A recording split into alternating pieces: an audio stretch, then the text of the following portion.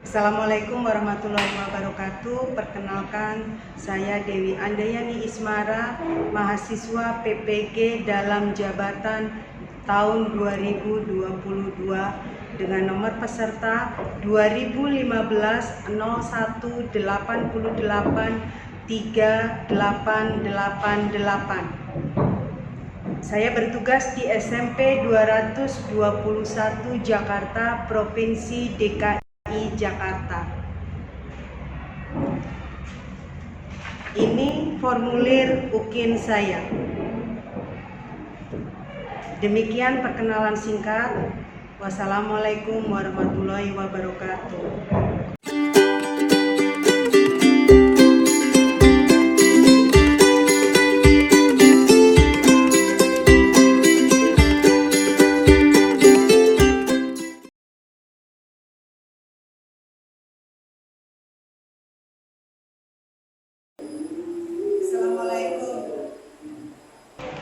Bersedia, berdoa dimulai.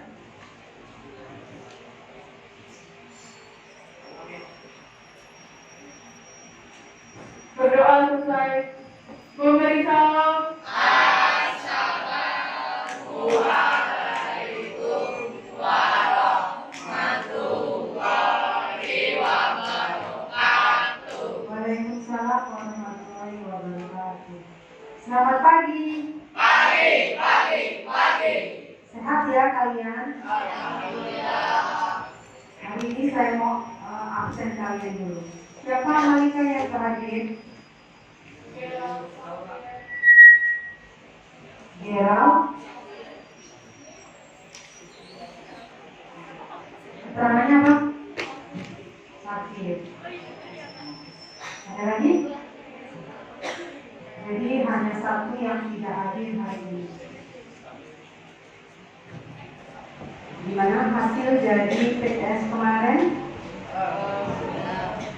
Nah, untuk yang nilainya belum mencapai prestasi belajar, usahakan dari sekarang ditingkatkan lagi.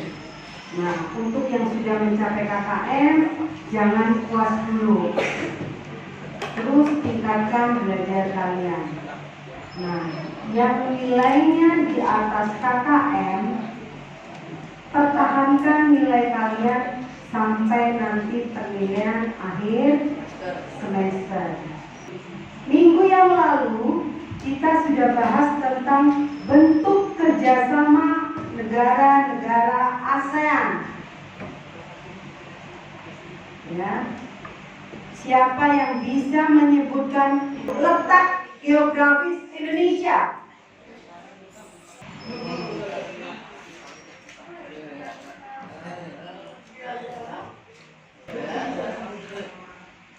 Diapit dua samudra, Samudra Pasifik dan Samudra Hindia. Kemudian benua Asia dan benua Australia. Di negara-negara Asia Tenggara itu ada yang termasuk negara kepulauan dan negara daratan. Sebutkan negara kepulauan. Indonesia, kemudian Filipina, kemudian Malaysia. Kali ini kita akan bahas tentang pengaruh perubahan dan interaksi keuangan terhadap kehidupan negara-negara ASEAN. Saya beri abstrak. Perubahan ruang dan interaksi antar bank dapat terjadi di berbagai level ruang lingkup, level desa dan level kota, hingga mencakup kawasan negara dan benua. Dengan kata lain, perubahan ruang dan interaksi merupakan dua hal yang saling berkaitan dan membawa pengaruh di kehidupan. Tujuan pembelajaran kali ini adalah memahami perubahan ruang dan interaksi antar ruang terhadap keberlangsungan kehidupan sosial. Memahami perubahan ruang dan interaksi akibat faktor alam. Menganalisis perkembangan ilmu dan teknologi terhadap perubahan ruang. Menganalisis perkembangan teknologi komunikasi terhadap interaksi sosial. Menganalisis pengaruh perubahan ruang terhadap kegiatan ekonomi. Memahami konversi lahan pertanian ke industri dan pemukiman terhadap perubahan ruang dan interaksi antar ruang. Yang pada akhirnya nanti kalian bisa menyajikan hasil analisis keunggulan dan keterbatasan ruang serta pengaruhnya terhadap interaksi antar daerah, antar pulau, dan antar negara. Pengertian perubahan dan interaksi keuangan. Ada yang bisa bantu? Ya, silakan. Ruang adalah tempat pada permukaan bumi yang mempengaruhi makhluk hidup dan benda mati yang berada di dalamnya. Setiap ruang mempunyai karakteristik dan ciri khas tertentu. Interaksi antar ruang adalah pergerakan orang, barang, atau informasi dari satu daerah lain atau dari daerah asal ke daerah tujuan. Hubungan saling mempengaruhi inilah disebut interaksi antar ruang. Hanya faktor yang mempengaruhi interaksi antar ruang antara lain faktor sosial, faktor ekonomi, faktor alam, faktor geologi, pengaruh perkembangan ilmu teknologi terhadap perubahan ruang, misalnya teknologi transportasi, dan pengaruh konversi lahan pertanian ke industri. Perhatikan gambar berikut. Gambar apa? Lahan pertanian, tapi suasananya pedesaan, suasana pedesaan. Ini daerah perkotaan, beda dengan yang tadi yang kalian lihat. Kalau suasana pedesaan, alamnya beda dengan daerah perkotaan. Pembelajaran kali ini adalah pembelajaran dengan problem-based learning yang nanti dalam penerapannya akan menggunakan model jigsaw. Ya, masalah-masalah yang bisa kalian nanti diskusikan di kelompok adalah Gunung Semeru itu adalah karena faktor alam. Kemudian manusia perahu ini adalah unsur kemanusiaan yang terjadi di negara-negara ASEAN untuk mencari suaka di negara lain. Ini apa? Teknologi transportasi. Teknologi komunikasi. Lihat di slide itu ada perkembangan alat komunikasi dari yang awal tampil. Ini apa? Konversi lahan pertanian ke lahan industri. Tolak tenaga asing ini muncul pada saat ASEAN memberlakukan MEA, Masyarakat Ekonomi ASEAN. Ternyata ada negatif dan positifnya tentang tenaga kerja asing. Semua negara-negara berkembang, Indonesia termasuk apa? Negara berkembang pasti memerlukan tenaga asing. Dari keenam materi ini ada pertanyaan? Nah, sekarang saya minta kalian berdiri. Jadi, tukar tempat dengan khusus nomor 1 di kelompok 1, nomor 2 di kelompok 2, nomor 3 di kelompok 3, nomor 4 adanya di kelompok 4. Sudah ya? Tertib ya? Akan saya bagikan LKPD buat masing-masing kelompok. Kelompok 6.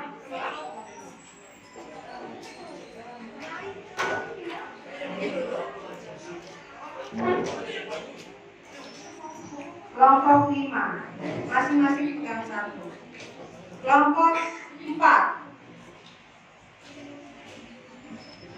3,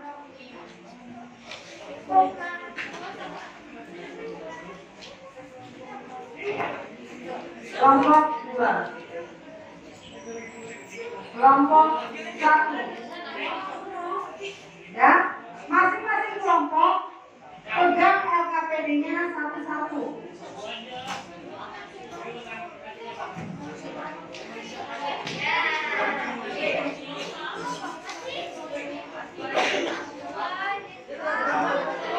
Ya.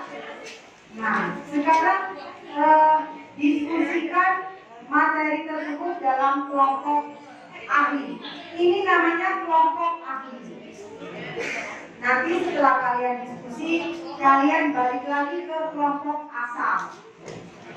Silakan mengerjakan.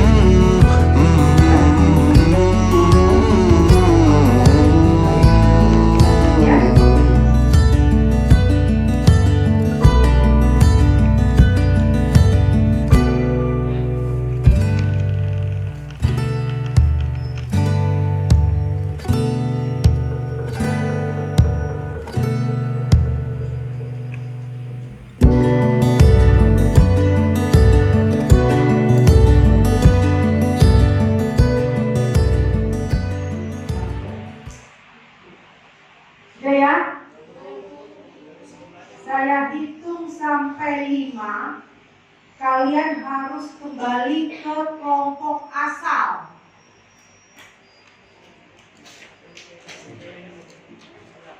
Satu, 2, 3,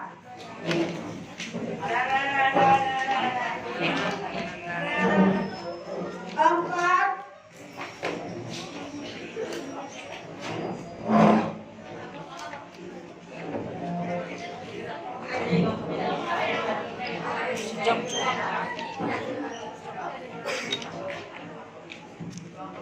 5. Ya, rapikan kelompoknya dulu.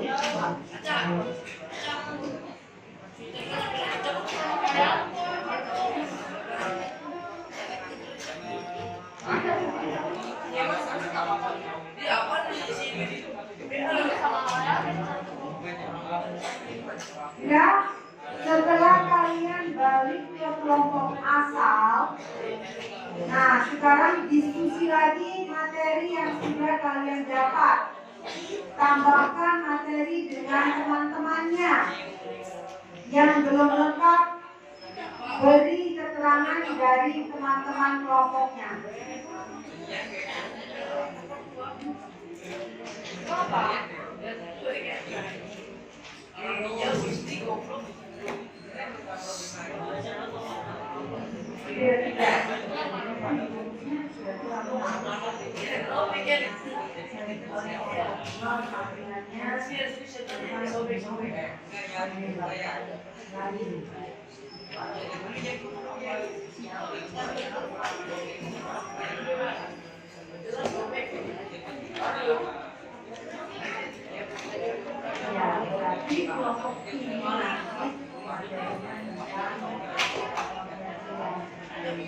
Dilengkapi dulu masing-masing pekerjaannya dengan punya temannya. Ini kan bukan hasil LKPD kelompoknya, nanti dikumpulkan semuanya. Jangan ada yang terlewat. Makanya kalau informasi kalian yang dapat dari kelompok kami tadi kurang, kalian bisa diskusi dengan kelompok asalnya yang sudah lengkap.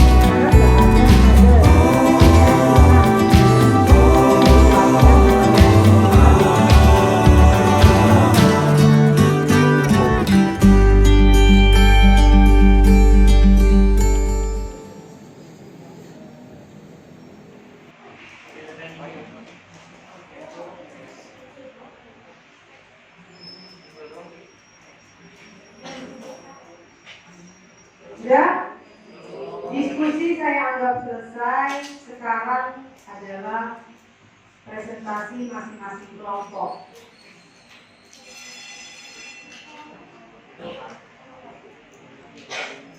Kelompok 1, mana kelompok 1? Kelompok 1 akan memaparkan tentang tolak tenaga asing.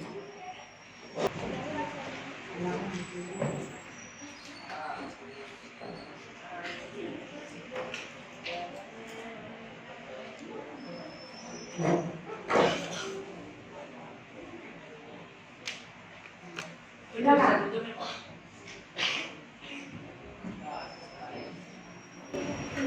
Assalamualaikum warahmatullahi wabarakatuh.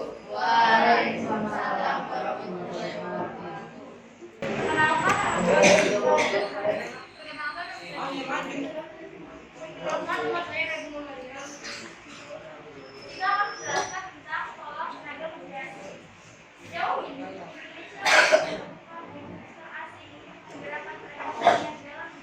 Demikian juga dengan pengaruh globalisasi peradaban, Indonesia sebagai negara anggota WTO harus menimbang semangat dalam memperdayakan tenaga kerja dilakukan melalui mekanisme dan prosedur yang kuat, terutama dengan kewajiban bagi perusahaan yang menggunakan tenaga kerja.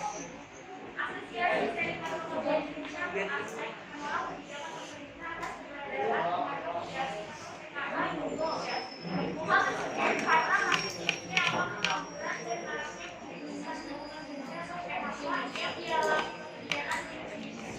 Salah satu prinsip terhadap pemerintahan ini adalah kebijakan terhadap tenaga yang dapat bekerja dan menghasilkan hal tersebut dari semua proyek teknologi. Data dari pusat statistik menunjukkan pada peningkatan jumlah pengangguran di Indonesia pada Februari 2015 mencapai 7,45 juta orang. Sedangkan pada Februari 2022 sebesar 5,87%.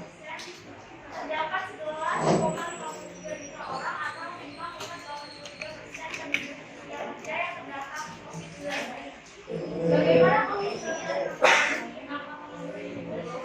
Sementara merupakan suatu pandangan di mana seseorang yang berjuang dalam kondisi yang mana dia tidak mempunyai pekerjaan dan juga secara aktif tidak selesai pekerjaan. Faktor penyebab terjadinya pengangguran: 1 juta lapangan kerja yang tidak seimbang, 2 pembangunan teknologi dan dalam sebuah bagi kelompok atau padangan, 3 keterampilan dan pengalaman yang tidak dimiliki, 4 ada PHK tempat tinggal yang jauh dari lingkungan. Dampak pengangguran: dampak bagi perekonomian yaitu pengurangan pendapatan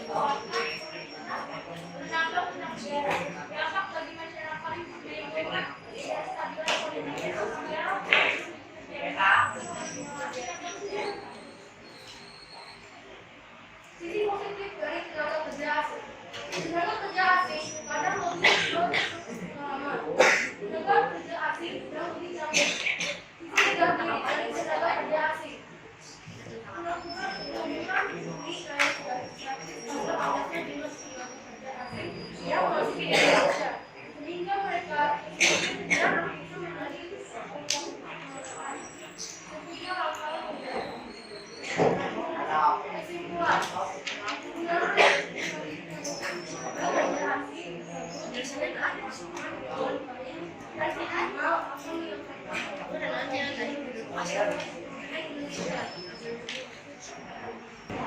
Ada yang bisa menambahkan materi dari tolak tenaga asing, kelompok lain? Karena negara 2 Maret 2020 sampai sekarang jumlah masyarakat Indonesia yang terpapar virus ini bertambah. Ternyata COVID-19 ini sangat memberi dampak yang begitu terasa bagi masyarakat Indonesia, baik dari segi ekonomi, sosial, maupun kegiatan-kegiatan lainnya. Salah satu yang sangat kita perhatian dengan pandemi COVID-19 ini ialah jumlah pengangguran yang bertambah. Ya, terima kasih dari kelompok 5 yang telah menambahkan tentang kelompok 1 tolak tenaga kerja asing. Ya. Demikian paparan dari kelompok 1. cukup bagus, kita beri tepuk tangan.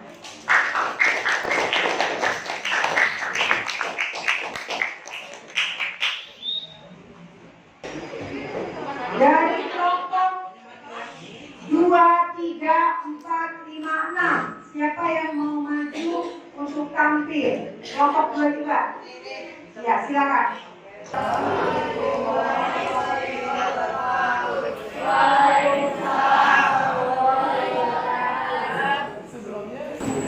Sebelum kita akan ke materi utama, kita akan menjelaskan tentang terbentuknya gunung. Gunung terbentuk karena lempengan bukit bergerak dan saling menandakan satu sama lain. Ujung lempeng menabrak itu menonjol ke permukaan bumi dan membentuk gunung. Kondisi geologis di Indonesia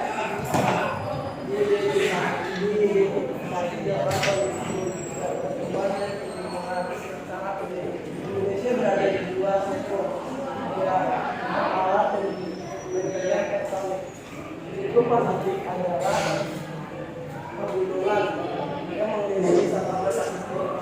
Sekian dari materi yang kita paparkan. Terima kasih. Ada yang ingin bertanya? Silakan, mau bertanya. Iya, Cika. Apa yang disebutkan? Bagaimana cara menanggapi masyarakat yang mengenal musibah berbeda? Mas, saya kan menjawab dari pertanyaan dari Cika ya. Kenapa?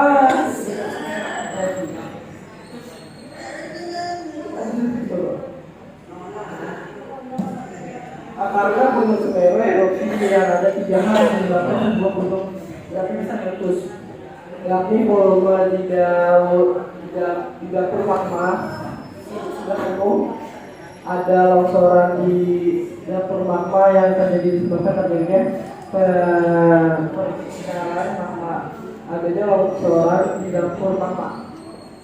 Ya, sedikit menambahkan dari kelompok 2 tentang faktor alam gunung meletus. Yang dimaksud dengan jihan magma, ya, karena Semeru termasuk gunung yang masih aktif di Indonesia, yang suatu saat bisa 5 tahun kemudian atau 10 tahun kemudian bisa meletus kembali. Ini adalah luapan erupsi lahar panas. Ibarat di dalam perut gunung itu ada ibaratnya seperti dapur, ya. Ini adalah salah satu gunung aktif yang ada di Indonesia. Indonesia termasuk dalam negara-negara yang banyak memiliki gunung berapi yang masih aktif. Itu tadi paparan dari kelompok 2. Beri tepuk tangan untuk kelompok 2. Silakan dengan kembali ke tempat.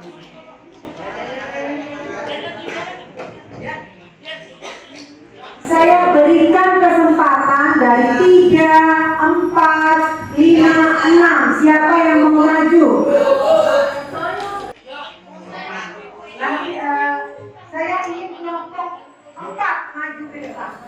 Transportasi adalah pemindahan manusia atau barang dari suatu tempat ke tempat lainnya dengan menggunakan sebuah mesin yang digerakkan oleh manusia. Transportasi digunakan untuk memudahkan manusia dalam melakukan aktivitas sehari-hari di negara maju. Mereka biasanya menggunakan kereta bawah tanah, busway, dan taksi. Penduduk di sana jarang yang mempunyai kendaraan pribadi karena mereka sebagian besar menggunakan angkutan umum sebagai transportasi mereka. Transportasi sendiri dibagi 3, yaitu transportasi darat, laut, dan udara. Transportasi udara merupakan alat transportasi tercepat dibandingkan dengan alat transportasi lainnya. Perkembangan transportasi sekarang membawa dampak kehidupan yang lebih baik. Tenaga manusia berpindah menjadi tenaga mesin sehingga mempermudah masyarakat untuk melakukan aktivitas walaupun tempat tersebut jauh. Dari kelompok lain ada yang menambahkan, menambahkan sedikit tentang materi dari teknologi transportasi. Silakan, Malika. Peranan transportasi sangat penting bagi manusia untuk saling membantu dan menghubungkan daerah sumber baku, daerah produksi, daerah pemasaran, dan juga pemukiman sebagai daerah tempat turis. Ada yang mau ditanyakan? Ya, silakan. Dari kelompok 5. Bagaimana pemerintah menanggulangi kemacetan? Ya, upaya pemerintah menanggulangi kemacetan. Silakan untuk menjawab pertanyaan kelompok 5. Silakan.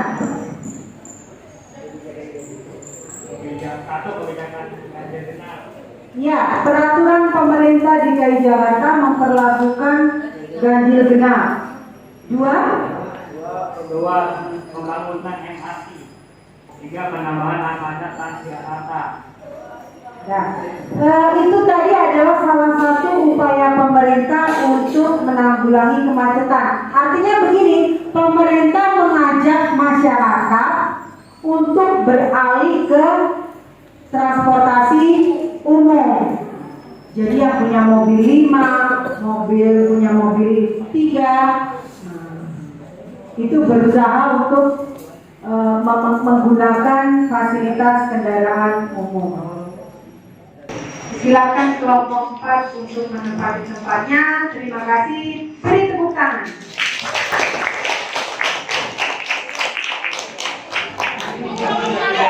Saya beri kesempatan satu kelompok lagi. Silakan kelompok 3. Assalamualaikum warahmatullahi wabarakatuh.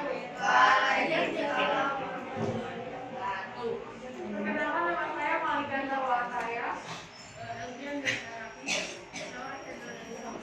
Kami akan membawakan topik yang berjudul memahami konversi lahan pertanian ke industri dan pemukiman terhadap perubahan ruang dan interaksi antar ruang. Konversi lahan dapat diartikan sebagai alih fungsi atau perubahan fungsi lahan dari satu fungsi lahan menjadi fungsi yang lain. Adanya pengaruh signifikan di bidang pertanian, yaitu pertanian berkurang, hasil pangan berkurang, adanya polusi asap dan pencemaran. Dan di sisi lain, industri menyediakan lapangan kerja di bidang industri dan ketersediaan tinggal untuk daerah sekitar cukup terpenuhi. Ada nilai positif dan negatifnya. Di antara perbedaan tersebut, perkembangan potensi daerah.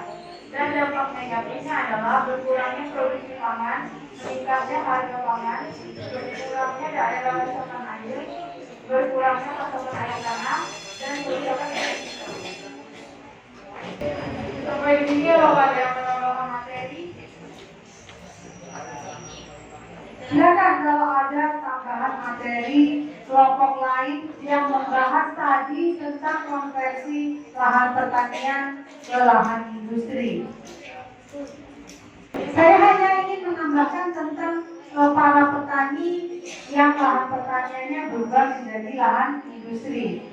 Otomatis ada satu yang berakibat fatal bagi mereka adalah bisa jadi dari lahan pertanian ke industri membuat mereka menjadi pengangguran karena keahliannya hanya sebagai petani.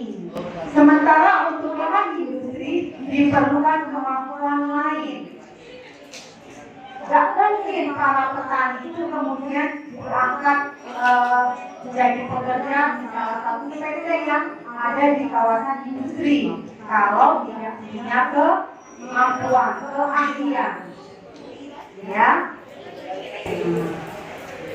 Cukup bagus penampilan dari kelompok 3. Beri tepuk tangan.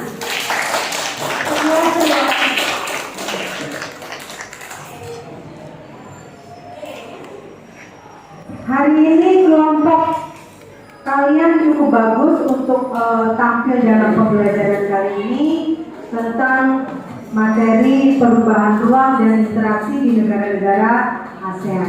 Saya minta dari kelompok lain memberikan kesimpulan. Salah satu kesimpulan dari materi yang kalian buat. Konversi lahan sumber pertanian menjadi kawasan industri adalah perubahan fungsi lahan atau alih fungsi lahan pertanian yang digunakan untuk pertanian dan digunakan untuk pertanian. Fungsi lahan atau alih fungsi lahan pertanian yang digunakan untuk pertanian yaitu industri. Ada pertama terjawab atau lain hal ini yaitu mengurangi lahan pertanian dan tentu saja hasil pertanian itu. Bagus. Terima kasih dari kelompok 5. Saya mau dari masing-masing kelompok mengumpulkan LKPD yang sudah kalian kerjakan. Itu sebagai penilaian nanti hasil diskusi. Jangan lupa beri nama.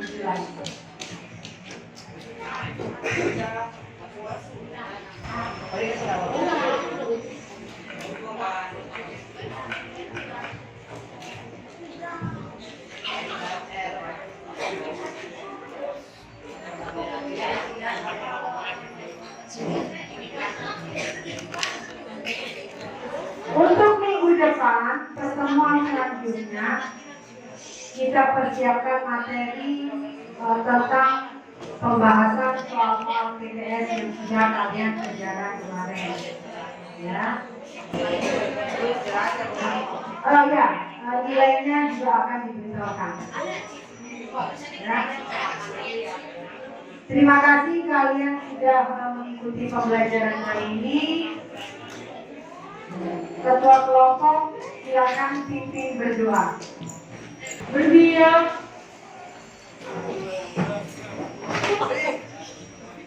Berdoa dimulai. Amin. Berdoa kita. Memberi salam.